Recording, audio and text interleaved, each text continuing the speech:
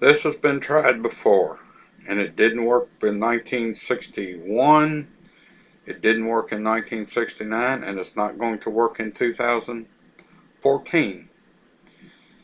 The 9 top NASCAR teams have tried to form an alliance. They're stopping short of calling it a union for issues facing the sport. It won't work. NASCAR's a dictatorship. Whether you like it or not, that's the way it is.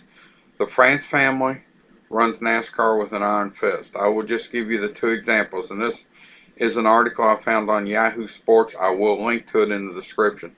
In 1961, 60 or 61, I'm unsure of the year, but Curtis Turner, former driver, the late Curtis Turner, trying to get help in building Charlotte Motor Speedway, went to the Teamsters Union. Some other drivers were going to try to join the Teamsters Union to try to get benefits for the drivers. Well, Big Bill, the late Big Bill France, the founder, czar, all-knowing ruler of NASCAR, said no non-union member can race.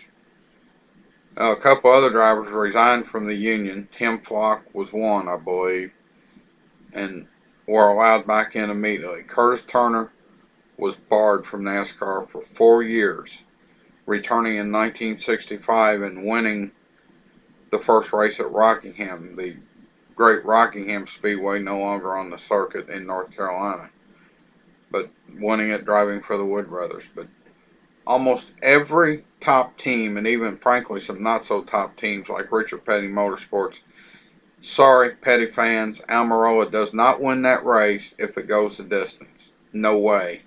That's just my opinion for what it's worth. He also got some help with 2, and this is my opinion too, with 2 Roush drivers either taking out or damaging all the Hendrick cars and most of the Stewart-Haas cars. But that's just my opinion.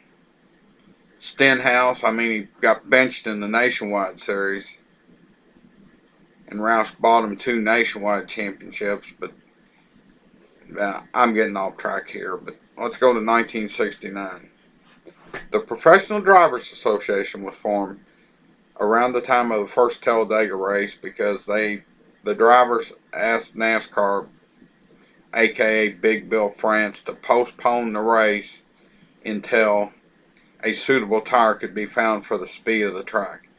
Most of the top drivers of the day, including Richard Petty, loaded up and left. Now, Charlie Glotzbach's car stayed, but Glotzbach left and Richard Brickhouse drove it to victory. The only top driver who raced that day was eventual 1970 champ Bobby Isaac.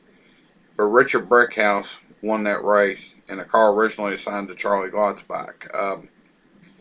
Although Jim Vandiver, I believe he's still alive, will tell you to this day, driving the Ray Fox Dodge, he won the race.